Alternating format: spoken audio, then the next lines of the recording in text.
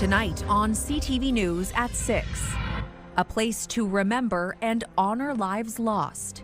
I started the crosses to bring awareness to the opioid crisis because people were dying, including my own son. Sudbury reacts to some unwelcome messaging at the Crosses for Change Memorial. Plus, Sudbury police search for a suspect in a weekend stabbing in the downtown. And a heartfelt connection. They will put their hearts out for you. A documentary looks at what can be learned from the bond between humans and horses. CTV News at 6 with Marina Moore and Tony Rima with weather. Good evening. Thanks for joining us. One person is dead after being struck by a train in Sudbury's downtown Friday night.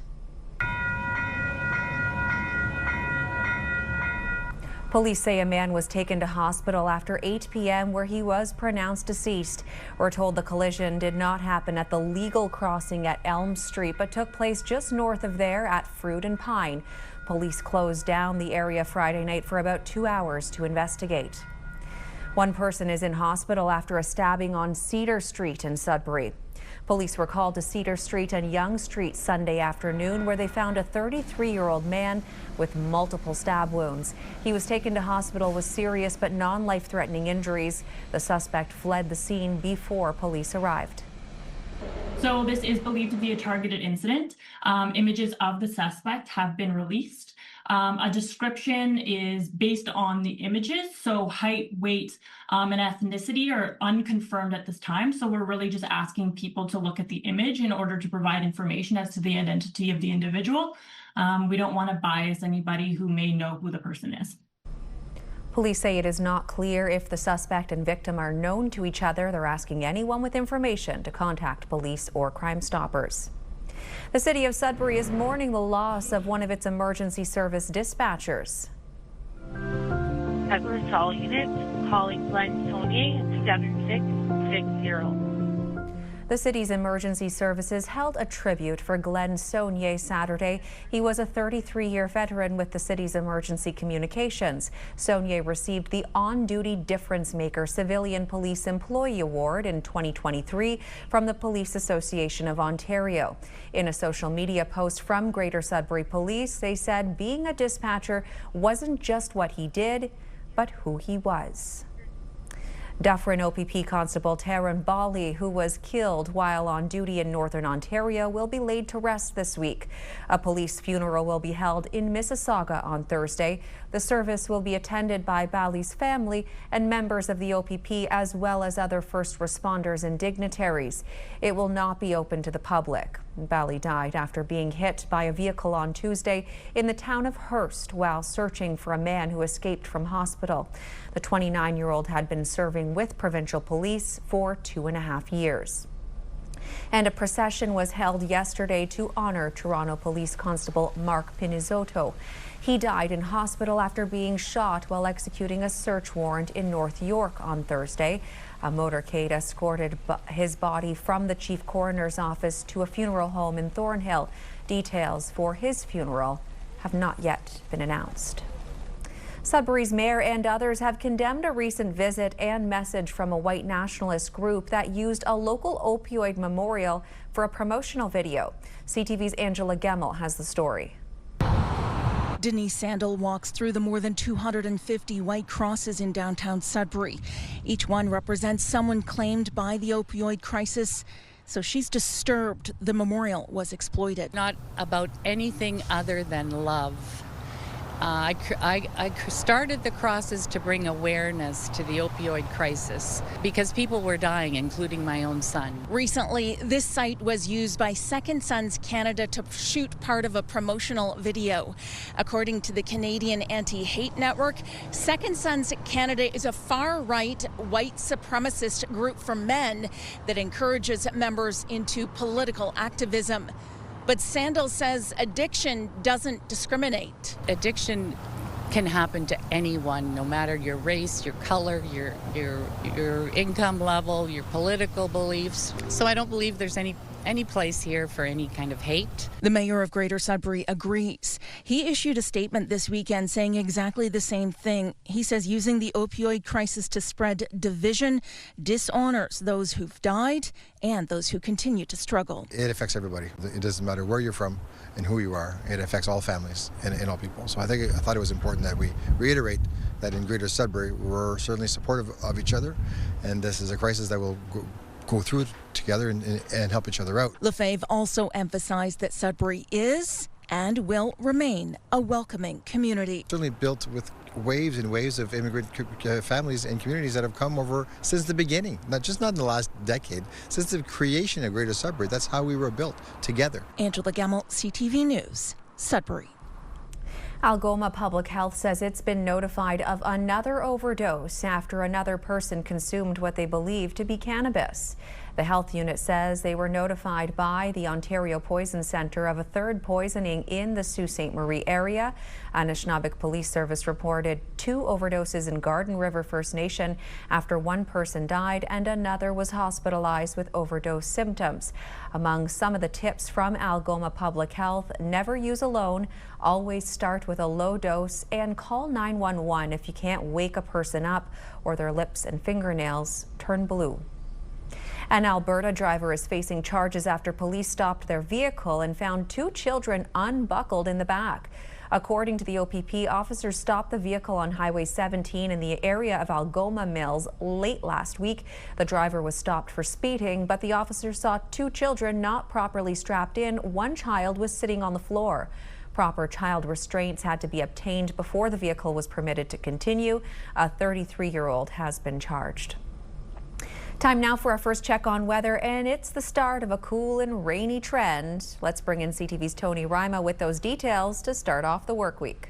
Thanks for that, Marina, and good evening, everyone. Yes, if you're heading outside, you may want to bring an umbrella, depending upon where you live. Pockets of activity, and on our forecast radar as we take a look, well, overcast skies overnight, but some shower activity. And, you know, we had some thunderstorms on the weekend. The rain is going to continue off and on for the next few days. Temperature is going to come down just a little bit, though. As we take a look at our forecast radar once again, you see this area right here, that shower activity, and that's going to persist over the next little while. When are we going to get some clearing skies? I'll tell you a little later in our show. Marina. All right, we'll wait for that. Thank you, Tony. In Timmins, the event space at Hollinger Park is getting some upgrades. These photos come from a social media post from the city today. The grindings removed from roads during grind and paves were used to create the hard packed surface. Sod is being put in next in front of the grandstands.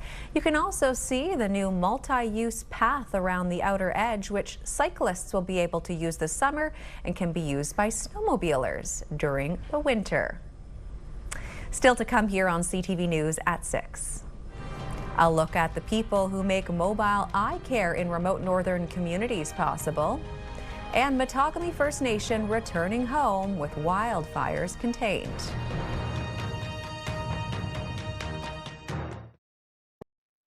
When you see it happen, send it to CTV News.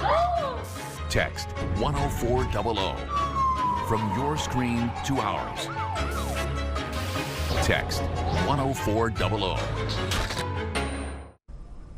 People living in remote communities across northern Ontario are able to stay local while receiving important eye care. It's all thanks to Vision Loss Rehabilitation Canada's traveling eye van. And this morning, the organization recognized a local contributor who helps make the service possible. CTV's Madison Merrier explains. Vision Loss Rehabilitation Canada is showing its appreciation to Manitoulin and Transport for decades of support. It was just kind of in our DNA to keep working with the iVan for how many years, like 40 years, and supporting it wherever they are in the province, whatever the awful weather that they bump into, whatever kind of breakdowns they might have, for kind of their little lifeline. And for us, it's just another tractor trailer on the road. For them, it's vital. Really very strongly in how they can contribute what they have, what their expertise is, to support programs that make a difference to people in Northern Ontario, because they're based in Northern Ontario and they really believe in ensuring that people in Northern Ontario have access to the best services and programs possible for them. The iVan is a mobile clinic that has been around for over 50 years and services remote Northern Ontario communities who may not have access to local eye care. The one phenomenal thing about this program is that it takes a community, and a community of healthcare professionals, a community of volunteers, a community of people in the profession that recognize the importance of healthcare to all people. Every year, the iVan serves around 4,000 community members from April to October, reducing the need to travel to Southern Ontario for this type of care. Strange things about eyes is once you damage the retina or the optic nerve, you really can't fix it. You can perhaps stop it from getting worse. But if we see patients that have glaucoma, for example, we can arrest how far they've gone, but we can't give them back the vision they've lost. So being able to see them every year and check them enables us to prevent people who would otherwise lose their vision. Officials with Manitoulin Transport say the partnership is very important to them and that they will continue to honor what their grandfather began decades ago for years to come. Madison Merrier, CTV News, Sudbury. A revised motion regarding the pay of mayor and council in North Bay is going before City Council tomorrow night. The motion calls for city staff to prepare a report on the wages of Northern Ontario mayors, including base salary and benefits. The report would also include additional income from committee appointments for mayor and council positions. The motion will request the report include 3 options. One would be to use strong mayor's powers, saying the mayor's job requires full-time dedication to manage complex municipal issues, multi-million-dollar budgets, and relationships with senior levels of government. The original motion tabled at the last meeting to increase the mayor's wages to $115,000 was withdrawn. During today's Operations Committee meeting in Sudbury, the 2025 waste consumption study results were unveiled, and it shows more people need to use the Green Cart program. Last October, samples from residential and non-residential sources were sorted into 7 key waste streams categories. Within a year, it was determined that there was a 50% missed diversion opportunity with items that could have gone in the Green Cart or Blue Box. Officials say the Green Cart provides the largest opportunity to reduce greenhouse gas emissions and extend the lifespan of landfills. We know that our city landfills are going to be full in approximately 25 years. You saw on the one graph the capacity remaining, and you saw the very little capacity left in Hanmer and Azilda. Those 2 sites will be closing first, then everything will have to go to Sudbury. In order to replace a landfill site, it takes 10 to 15 years. And that's if the ministry gives you the approvals. Brownlee says the cost of a new landfill is approximately $200 million, while an incinerator would cost $450 million. 4,000 workers dedicated to helping those with special needs have walked off the job, fighting for more funding and better wages. That's left several people displaced or unsupported. CTV's Siobhan Morris takes a look at the impacts. They told Owen. Owen has been writing a lot of letters the last 3 weeks, pleading with his brother to go home. Pretty depressed about the whole thing. And we've tried to explain it, but we can't. Trying to explain that his group home for adults with developmental disabilities is closed. The community service workers who staff it are on strike, leaving Owen and his peers unmoored. Because he's connected to his room, his records, he's connected to his friends, his routines, like a Friday dance. About 4,000 workers represented by OPSU are on picket lines across Ontario, pushing for more funding and a wage catch-up after Bill 124, which limited pay increases. It was ultimately deemed unconstitutional. Parents of kids with autism are struggling to make alternative arrangements. He told me, he cried. He said, I want to go back to school.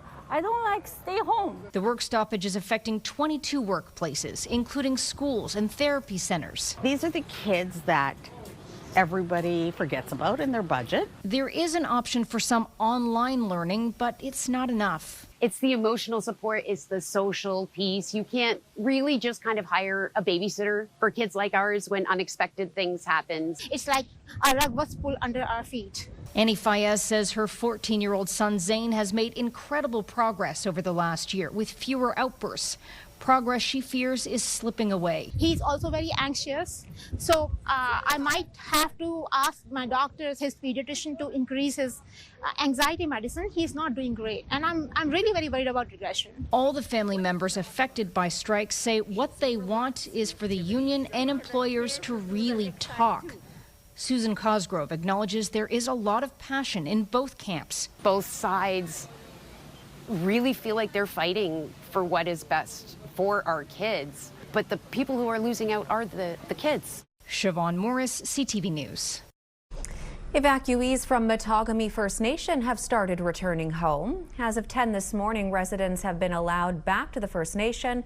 While the wildfire, Timmins 9, continues to burn nearby, cooler, wet weather has helped crews to hold the fire at just over 3,100 hectares. The fire has been burning since May 31st and is now considered being held and contained. Hose lines and heavy equipment continue to support crews' efforts.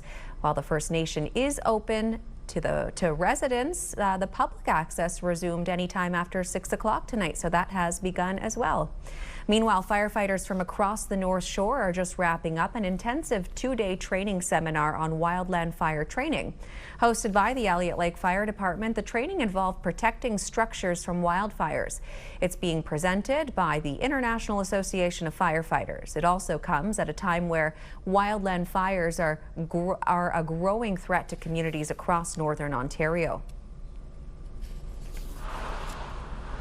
And Thomas says it's always best to prepare. Officials there say it's best to prepare in the event of an emergency. The training involved 10 one-hour online modules, a day of classroom instruction, and a day of hands-on field training in Elliott Lake.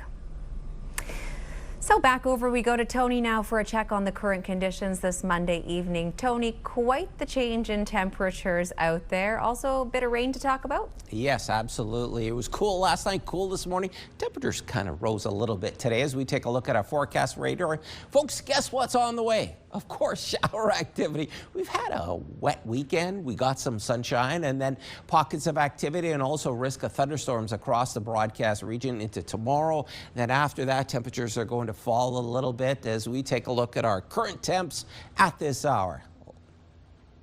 Starting in through Timmins, 17 degrees, same temperature for Cochrane, 1 degree cooler for Moosonee, Cap, a mix of sun and cloud at this hour. In through Chapleau, 19 degrees, there's a big cool down for Wawa. 19 degrees in through Sault Ste. Marie. Beautiful sunshine and below seasonal temperatures for Parry Sound, 17 as we head north. In through North Bay, 19, same temperature for Timiskaming Shores, a few degrees cooler and overcast for Kirkland Lake. And as we go west, let's head to Greater Sudbury, 18 degrees, mainly sunny, plenty of sunshine in through Espanola, Elliott Lake and Gore Bay. Your 7-day weather forecast still ahead, folks. Marina? All right, safe to turn the AC off for now, Tony. Thanks for that. Next on CTV News at 6. What we know today about the U.S. and Iran's tentative ceasefire arrangement. The world is watching. And what health officials are saying about a decline in opioid-related deaths last year. U.S. President Donald Trump says the details of today's tentative ceasefire arrangement will be released soon, but there are outstanding issues, including Lebanon, before the Friday signing. At the G7 summit in France, world leaders, including Mark Carney, welcomed the news. CTV's Mike LeCouture reports. Everything is very nice, thank you. As he celebrated brokering the deal, U.S. President Donald Trump gave a timeline for the full opening of the Strait of Hormuz. They're doing a little hunting for a couple of mines that they've already found, but it's essentially ships are starting to go out now. On Friday, it'll be completely open. Nearly 1/5 of all shipped oil passes through that waterway, and Trump boasted it should be flowing again soon. The UK and France are making a push for a multinational naval mission to keep the strait open. Prime Minister Mark Carney has said Canada could contribute to securing the strait, but wasn't specific. We'll have an opportunity starting from tonight at the G7 in Evian to see what we and other countries can do to help reinforce this important progress that's been made. For the G7 leaders, the priority is also to prevent Iran from acquiring a nuclear weapon. First, it will fix the nuclear issue, and it's a very important matter for peace for the whole world. Carney also underscored the importance of making global commodity systems more resilient to wars so consumers aren't affected by these types of conflicts. I spoke to President Macron about a few options on Friday, and under his leadership and President Trump's and others will look to make progress there. Trade will also be on the agenda at the G7, with the French president underlining the importance of working together. Tariffs do no one any good, especially between G7 countries, Macron said. Canada has that same message for the U.S., but Carney isn't planning to bring it up with Trump. He told reporters those discussions will be held on the sidelines of this summit between the Minister of Canada-U.S. Trade, Dominic LeBlanc, and U.S. Trade Representative Jamieson Greer. Mike Lecouteur, CTV News, Evian, France. In Ukraine, 10 people were killed in a major Russian attack overnight. 5 people died and 34 were injured in strikes on the capital, Kyiv.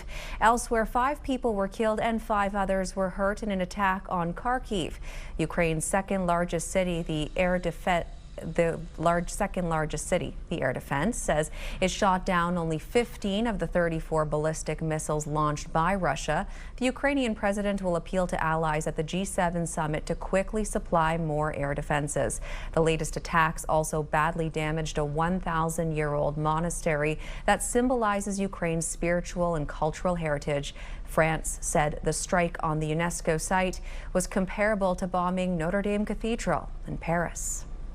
Canada's military police will no longer accept complaints related to sexual offense. The move was made as the government moves closer to passing a law to reform military justice reform bill.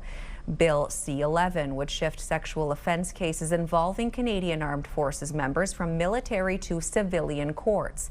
The move follows recommendations in a 2022 report which found many members of the military do not trust their own military justice system to handle these sorts of sensitive cases. Some survivors have also called for the option to choose which system handles their case.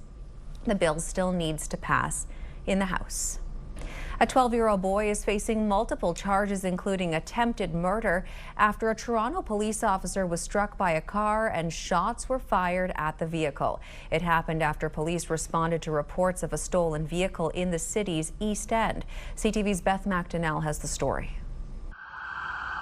With sirens and lights blaring on the Leaside Bridge, a Toronto police officer sits on the ground up against the guardrail. This is the scene after the Special Investigations Unit says a chain of events unfolded involving an officer firing at a stolen vehicle driven by a 12-year-old boy. His passengers, another 12-year-old and 13-year-old. I think I heard 3 all after each other, like boom, boom, boom, in the sequence like that. And then I heard and saw the car speed off this way. The SIU says the chaos began with a call to police about a car stolen from a nearby subway station on Danforth.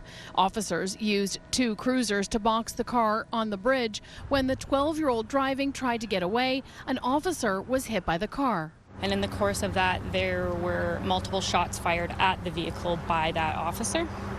The driver then fled this scene and abandoned the vehicle a short distance away from here. Here is the vehicle, the doors flung open, sitting about a kilometer away at Floyd and Donlands Avenues. One resident in the area tells CTV News she heard what sounded like young people running, saying something to the effect of, "We got to get away from the cops." The SIU says the driver was caught a few blocks away from the car. Saw guys with, looked like they had assault rifles, police, and with flashlights, looking in everybody's backyard. They shined the flashlight into my face as I was staring out the back window, and it was just a bizarre circumstance. This is the 3rd serious incident causing a police officer in Ontario to either be injured or killed on the job within the past week. Last Tuesday, OPP Constable Taryn Bali was struck and killed by an accused 18-year-old driver in Northern Ontario. Then on Thursday, Toronto Police Constable Mark Pinizzato was executing a search warrant when he was shot and killed. The accused, 19 years old. The officer hit in this case went to hospital with serious injuries but has since been released. The violence against police officers need to stop, and we were lucky we don't have another dead police officer here today. The SIU says the stolen vehicle was struck by gunfire. It says the other 12-year-old in the car was also caught. The 13-year-old is still out there. That was CTV's Beth McDonnell reporting. Police in London, Ontario have laid charges in a crash that left 7 women injured last week. A 59-year-old woman has been charged with 6 counts of criminal negligence causing bodily harm after a car crashed through the wall of a gym as people were working out inside. Police say one of the women hurt remains in critical condition. They're continuing to investigate. There's more news ahead. First, though, your full weather forecast with Tony Rima and more on a gloomy work week ahead. Tony. How true, Marina. Yes, since we've been talking about rain, why not show the precipitation levels? And we're going to start with our rain forecast, and you might be surprised at some of these levels as we hit the clicker. I thought it would be a lot more, but again, this is still the early stages and courtesy of Environment Canada. So just a few millimeters out there, but expect a little bit more as the week goes on. Overnight, well, this is what you can expect in your neck of the woods in through Sudbury. It's going to be cooler, 9 degrees, a chance of shower activity, 10 in through Sault Ste. Marie, Timmins, showers, also some light rain in through Timiskaming Shores, 10 degrees for North Bay, Moosonee. This is what you can expect, 7 degrees, a few showers on the way, a little cooler. In through Cap and Hearst, 6 degrees, same temperature for Wawa, a chance of rain. Gore Bay, 9 degrees. Guess what? Shower activity. And Parry Sound, 7 degrees and a few clouds. All right, here's your 7-day weather forecast, starting with Sudbury Nickel Belt tomorrow. Sun, cloud, showers, and a risk of thunderstorms. Starts to cool off. And through Wednesday, still a chance of thunderstorms. Still a soggy Thursday, Friday, Saturday, Father's Day. Sunday looks pretty good. A little cooler, though. 17 degrees, 20, a mix of sun and cloud on Monday. For Sault Ste. Marie, Algoma, well, sun, cloud, showers, and a risk of thunderstorms. Below seasonal temperatures. It's going to be soggy, especially going into the weekend. Saturday, we start to see some clearing. Sunday looks good for Dad's Day. 20 degrees, and Monday, a mix of sun and cloud. As we head on over to Timmins, Cochrane, Kapuskasing, well, tomorrow, risk of thunderstorms. It's going to be a little cooler, too. So if you're heading out, don't forget that umbrella. 17, 20 in through Wednesday. A little sunny there. And then after, it starts to cloud over. More precipitation Sunday. Father's Day looks pretty good. 21 degrees to start your work week next week. Timiskaming Shores and Kirkland Lake. Sun, cloud, and, of course, some rain. And there's also a risk of thunderstorms. The wet weather continues. The temperature falls on Thursday, 15 degrees when it should be 23 for this time of year. The soggy weather continues until Sunday, Father's Day. Hooray! 20 degrees as a daytime high. Monday, sun cloud mix. And finally, your 7-day weather forecast for North Bay, West Nipissing.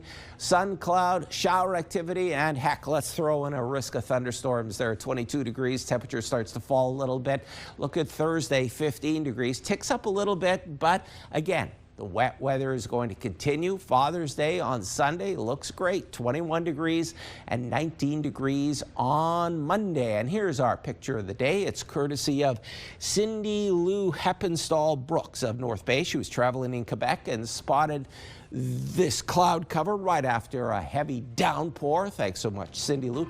By the way, you can send your weather pictures to us at weather.pictures@bellmedia.ca. Well, a gentler way to train gentle giants. CTV's Eric Tashner saddles up to rein in that story right after this commercial break. The emergency scam has been around for decades and involves criminals impersonating children or grandchildren to try to get you to pay bail money. A father recently was defrauded when he took a call from someone who sounded exactly like his son because the voice had been cloned using AI. CTV's Pat Foran has details. Neil asked us to shield his identity, but he wanted to share what happened to him to warn others. About a week ago, he got a phone call from someone claiming to be his son. My son said, "Do you know who this is?" And I said, "Yes, it's Brian." He said, "That's right. I thought I was talking to him because it was his voice." The caller said he had been in a serious car accident and was facing charges for talking on his phone while driving. A man who claimed to be his son's lawyer said he needed money or his son would spend the night in jail. The lawyer said I needed to post bail of $6,000 to get Brian out of jail. An Uber driver arrived and I handed him the package with the $6,000 in it. Neil says after he sent the bail money, he called his son the following day to check on him. I happened to call Brian the next day and asked how the meeting with the lawyer went, and he said, "What lawyer?" And I said, "Well, what about the accident you were in?" He said, "What accident?" And then I realized that I had been scammed. This is becoming a wildly popular way to scam. Cybersecurity expert Jane Arnott says criminals now just need a small sample of a person's voice to clone it. They're then able to impersonate someone to sound just like them. What they can do just by getting about 10 seconds of anyone's voice, they can recreate that voice to sound exactly like that person. To avoid AI scams, don't post videos on social media, don't answer calls from numbers you don't recognize, have a family safety phrase or code word. In an emergency, call family members directly, never send cash, and don't be rushed to make decisions. Neil regrets losing $6,000, but says in the moment, he really thought the caller was his son. Well, I can tell you that now they have managed to simulate that voice, and you believe it's real. Pat Foran, CTV News. New data released today is reporting a decline in opioid-related deaths last year. That's good news, but don't think for a moment that the crisis is over. CTV's Abigail Beeman on why progress in this public drug dilemma remains fragile. I've accidentally died. Angie knows how terrifying a drug overdose is. I had a little puff. I immediately fell forward and passed out, stopped breathing, and went completely blue. The Public Health Agency of Canada released new numbers showing opioid deaths dropped by 23% last year, with hospitalizations down 12%. But there were still more than 5,600 deaths in 2025, a staggering 15 people every day. It is fragile. We've seen a decrease for 2 years in a row, but that follows many years of increases, and the number of overdose deaths are still higher than they were before the COVID pandemic. Officials say one of the reasons for the drop is more access to naloxone. There is no silver bullet to solve this crisis. But death from benzodiazepines, benzos, are 3 times higher than before the pandemic, and naloxone doesn't work there. While some think closing safe injection sites like this one in Ottawa will make things worse. It's going to be a lot worse than what it is now. It's a darn shame, and there's going to be a lot more ambulances running around. Then there's the tie to the trade war, with the American president using fentanyl as a tariff justification. It turns out the Canada Border Services Agency seized less fentanyl in 2025 than the year before, when we didn't have a fentanyl czar. It's a slight decrease. From my perspective, the drug trade in this country is largely domestic production and for domestic consumption. Kevin Brasso went to Washington today to bring this latest data and sell the message that Canada's measures are working. He says in general, his conversations with Americans are well received. Abigail Beeman, CTV News, Ottawa. New research suggests the drink you use to swallow medication may be more important than many people realize. Researchers in Hungary found that some alkaline or mineral-rich bottled waters can weaken the protective coating on some pills, causing medications to release too early and potentially reducing their effectiveness. The study says drugs designed to dissolve in the intestines, including some anti-reflux and anti-inflammatory medications, are typically formulated to be taken with regular tap water. Researchers are now calling for clear guidance on which liquids are safest to use with oral medications. A Northern Ontario horse owner and equestrian is aiming to rebuild relationships between horses and humans. She's kickstarting a 1-year healing horsemanship and filmmaking initiative called Project New Start. CTV's Eric Tashner tells us more. Growing up with horses, Paige Lockton has spent her life studying the relationship between humans and these majestic mammals. They will put their hearts out for you. When she was only 22 years old, Lockton was on reserve for the 1992 Olympics in Spain and was on the Canadian equestrian team and rode internationally. We don't need to test them so hard. It's time to give back. And what I've learned is that you don't have to sit on them or take something from them to have an amazing experience. Now living with stage 4 breast cancer, Lockton wants to inspire changes in the equine industry. She's launching Project New Start, a documentary called Begin and Begin Again.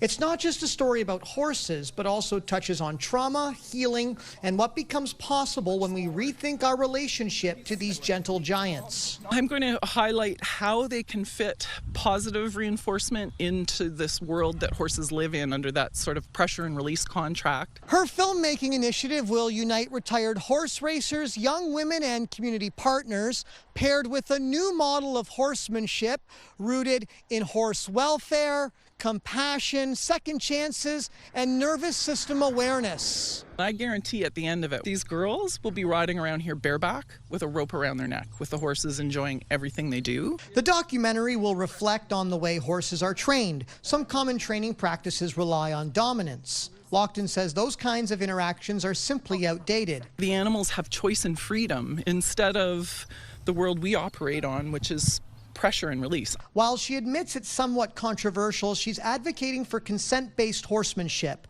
where no one rides until the animal is comfortable. While we debunk theories we believed were true and applied them to horses, it's a relationship with these animals based on consent that motivates Lockton to repay with her time and energy. Eric Tashner, CTV News, Calendar. And still ahead here on CTV News at 6. Who to keep an eye on as the Professional Women's Hockey League prepares for draft this week. Stay with us. Clothing consideration provided by Fashion Fair. Beautiful clothing for today's woman, where quality makes the difference. An absolute stunner at the World Cup in Atlanta. The tiny island of Cabo Verde shocked the world today with a 0-0 draw with Spain.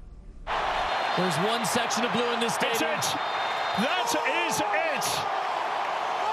Cabo Verde with a result of a lifetime. Spain is ranked 3rd in the world. Cabo Verde is 64th. Team Canada is back on the training ground in Vancouver today as preparations continue for the team's next World Cup match. And Canada's back in action Thursday at BC Place facing Qatar after opening the World Cup with a 1-1 draw against Bosnia and Herzegovina in Toronto. Qatar also drew its opener against Switzerland, leaving all 4 teams in Group B level after the first round. All eyes remain on Team Canada's Alphonso Davies, who missed the first match while recovering from a hamstring injury. For Carolina fans, the wait is over. After 20 long years, the Hurricanes are once again Stanley Cup champions. 1:10 to go. The net is empty. Ehlers scores! Nikolai Ehlers! And the party is on! Brandon Bussi, who helped swing the series after coming on in relief in Game 3, stopped all 22 shots he faced for his first career playoff shutout. Jackson Blake chipped in with a goal and an assist, while Taylor Hall got Carolina off to a fast start, scoring less than 4 minutes into the game. The Hurricanes' defense took control of the series down the stretch, limiting Vegas to 5 goals over 2 games before closing out the series with a 3-0 shutout win in Game 6, securing their first Stanley Cup in 20 years. The Professional Women's Hockey League, or PWHL, is eyeing up a new roster of rookies ahead of its 4th season. CTV's Rachel Aiello has more on who to keep an eye on during the draft coming up Wednesday in Detroit. Ottawa's Maya Baslett is gearing up for one of the biggest nights of her hockey career, the PWHL draft. Just taking it all in, like it's a big moment. It's a once-in-a-lifetime event. After coming back from a season-ending injury in her senior year, she ended her run at Penn State on a high and is now hoping her hometown team recruits her. It'd be really cool for everyone around me to see me and play at a professional level, but I think for me personally, it's kind of like throughout the years, like the work that I've put in, like worked out. There are more than 230 eligible rookies hoping to be drafted, and more than half of them are Canadian. Getting an opportunity to play behind or stop the shots of women she looks up to is something BC's Hayley McLeod has been training daily for. I love the defensive aspect of the game and like making reads on different players, and honestly, I do love the pressure of being a goalie. And while her valedictorian speech plays at Convocation, this Concordia grad and U Sports Women's Hockey Player of the Year will be at the draft. It's something that I never really dreamed about because we didn't have that opportunity when we were young. I think I've been someone who worked really hard my whole life without knowing what would happen next. And I feel like I have an opportunity to see my hard work getting paid off. So it's pretty amazing to be a part of this. The draft is happening this Wednesday in Detroit, one of the new expansion cities. And it's there and at watch parties on this side of the border that these players and all the Canadian contenders will learn if they're making it to the big leagues this season. Rachel Aiello, CTV News, Ottawa. Students from Cambrian College in Sudbury earned themselves a second-place finish in what's called a hackathon event in Ottawa. The event focuses on verifying the Canadian content of the supply chain for the Department of Defense. The team finished second spot and were the only college students in their competition. Well done. We're just days away from one of the biggest summer events of the social season in Sault Ste. Marie. This year's Queen Street Cruise kicks off Friday night and runs throughout the weekend with a lot of things planned. The classic auto show that showcases vintage cars, trucks, muscle cars, anything on 4 and 2 wheels, draws people from all around the region. This year will also be bittersweet. It's the first year without founder and chair Gary Trembinski Sr. We're doing a lot of things. There's a lot of things that are planned. I have my dad's face on the poster this year. He's on the front of the program. He's on the T-shirts. The car community is, they're very tight knit. Again, like we want to make it as inclusive of a show as possible. Sounds like they've got a lot of fun things planned again. The Queen Street Cruise gets underway Friday. It runs all weekend long. Well, Emily Blunt's latest starring role in Disclosure Day topped the box office this weekend. Rick Damigella has that story and more in our Hollywood Report. Whatever happens, don't you let go. Steven Spielberg's Disclosure Day topped the North American box office in its debut weekend. Emily Blunt describes her reaction upon first reading the script. I was a bit overwhelmed when I read the script. I was like, this character is going to be a kaleidoscopic experience, you know. Luckily, when you're directed by Steven Spielberg, you're kind of safe. There's a lot of attention on us, and if we're not a solid group, then how are we going to withstand all the noise outside? America's Sweethearts, Dallas Cowboys Cheerleaders is back. Season 3 of the reality series kicks off June 16th on Netflix. Cool cats cruise in the 70s flick, old school energy like 76 with the wide brim hats. That's British jazz rap group Us 3 and their new song, Cool Cat. The new single features vocals by longtime collaborator Akil Dasan. In Hollywood, I'm Rick Damigella.